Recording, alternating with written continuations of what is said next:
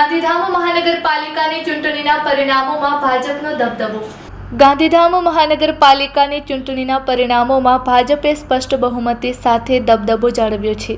ભાજપે કુલ 41 બેઠકો જીતી છે, જ્યારે કોંગ્રેસે 11 બેઠકો પોતાના ખાતામાં ઉમેરેલી છે। કોંગ્રેસ માટે વોર્ડ નંબર 7 અને વોર્ડ નંબર 13માં સંપૂર્ણ પેનલ વિજયી રહી છે, જ્યારે વોર્ડ નંબર 9માં કોંગ્રેસના 3 ઉમેદવારો વિજયી બન્યા છે। આ પરિણામોથી શહેરમાં રાજકીય સ્પર્ધા છતાં ભાજપની મજબૂત સ્થિતિ સામે આવી છે। Report by Bharti Makhijani, Gandhidham. આજે ગાંધીધામ વાસીઓ માટે ઉત્સવનો દિવસ છે। ભારતીય જનતા પાર્ટી માટે ઉત્સવનો દિવસ છે, કારણ કે પ્રથમ કોર્પોરેશન જંગી બહુમતીથી જે આપણે જીતીને આવ્યા છે। 52માંથી 41 કરોડ ભારતીય જનતા પાર્ટીના ખીલ્યા છે। હું દરેક વિજેતા ઉમેદવારોને ખૂબ ખૂબ અભિનંદન આપું છું। જે 11 સીટ આપણે ગુમાવી છે, હું એમના પર તમામ ઉમેદવારોને એમને જુસ્સા સાથે મહેનત કરી વિસ્તારમાં લોકો સુધી પહોંચ્યા। હાર જીત એ જે પણ થયો, પણ હું એમના કાર્યને પણ અભિનંદન આપું છું। જે વિષય જ્યારથી કોર્પોરેશનનું અમલીકરણ થયું, જનતા પણ જોઈ રહી છે કે વિસ્તારમાં 1000 કરોડથી પણ વધારેના કાર્ય કાર્યરત છે, અને આવનારા સમયમાં જ્યાં જ્યાં ખૂટતી કરી છે એ ખૂટતી કરીને પ્રાયોરિટી આપી એ કાર્યને પ્રાધાન્ય આપી અને કાર્ય પરિપૂર્ણ કરવામાં આવશે।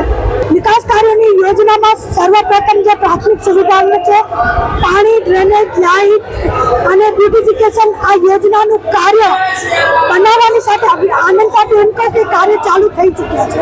હું અહીંથી એ તમામ મતદારોનો ખૂબ ખૂબ આભાર વ્યક્ત કરું છું, જેમણે ભારતીય જનતા પાર્ટી ઉપર વિશ્વાસ મૂકી અને ભારતીય જનતા પાર્ટીને ફરીથી પ્રજામાં લાવ્યા છે।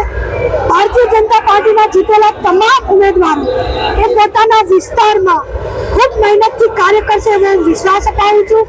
ફક્ત એટલું જ નહીં, જે મારા ભારતીય જનતા પાર્ટીના ઉમેદવારો હાર્યા છે એ પણ મને સંપૂર્ણ શ્રદ્ધા અને વિશ્વાસ છે કે ભલે હાર થઈ હોય એ પણ પોતાના મત વિસ્તારમાં જ્યાંથી એ લડ્યા હતા, આવનારા 5 વર્ષ સુધી લોકોની વચ્ચે રહેશે અને લોકો માટે સતત કાર્ય કરતા રહેશે। હું માનું છું કે ફરિયાદો હતી એ કોઈ પણ એવી તથ્ય ફરિયાદો આપણા સુધી આવી જ નથી। એમની જે રજૂઆતો છે એને આપણે ધ્યાન પર લીધા છે અને રજૂઆતોના ધ્યાને લઈ આગામી સમયમાં કાર્યને પરિપૂર્ણ કરવામાં આવશે। આજે ગાંધીધામ મહાનગરની વોર્ડ નંબર 1ના અમારા 4 ઉમેદવારોની ખૂબ જંગી લીડથી જીત થઈ છે। આ જીત સમગ્ર ગાંધીધામ, મેઘપર બોરીચી જનતા અને શિણાઈની જનતાની છે, અને અમારા શીર્ષક નેતૃત્વ આદરણીય પ્રધાનમંત્રી શ્રી નરેન્દ્રભાઈ મોદી સાહેબ અને ગુજરાતના મૃદુ અને મક્કમ મુખ્યમંત્રી આદરણીય શ્રી ભૂપેન્દ્રભાઈ પટેલ સાહેબ, અમારા અધ્યક્ષ આદરણીય શ્રી દેવજીભાઈ વર્ચન સાહેબ, અમારા મંત્રી શ્રી આદરણીય શ્રી ત્રિકમભાઈ છાંગા સાહેબ અને આદરણીય બેન શ્રી માલતીબેન મહેશ્વરી ના અમારા જે ગાઈડન્સમાં અમે જે મેઘપર બોરીચીમાં જે વિકાસના કાર્યો થયા હતા, આ વિકાસના કાર્યોની જીત છે। આ મેઘપર બોરીચી અને શિણાઈના લોકોની જીત છે, આ વિકાસની જીત છે। મેઘપર બોરીચીમાં મહદઅંશે રાજ્ય સરકારે 250 કરોડ પ્લસની ગ્રાન્ટ આપી દીધી છે, જેમાં પાણી અને ગટરના લગભગ 233 થી 36 કરોડ રૂપિયા આવેલા છે। અમારી પ્રાયોરિટી રહેશે કે મેઘપર બોરીચીમાં પાણી અને ગટરની જે નાની મોટી તકલીફો છે એ દૂર થાય અને મેઘપરની સુખાકારીમાં વધારો થાય। સૌપ્રથમ અમે મેઘપરમાં અમારી જે ગ્રાન્ટ મોટી આવી છે એ પ્રમાણે અમે મેઘપરમાં પાણીની મોટી ગ્રાન્ટ છે, એટલે પાણી માટેનો અમે એક પ્લાનિંગ કરીશું, ગટર માટેનું પ્લાનિંગ કરીશું।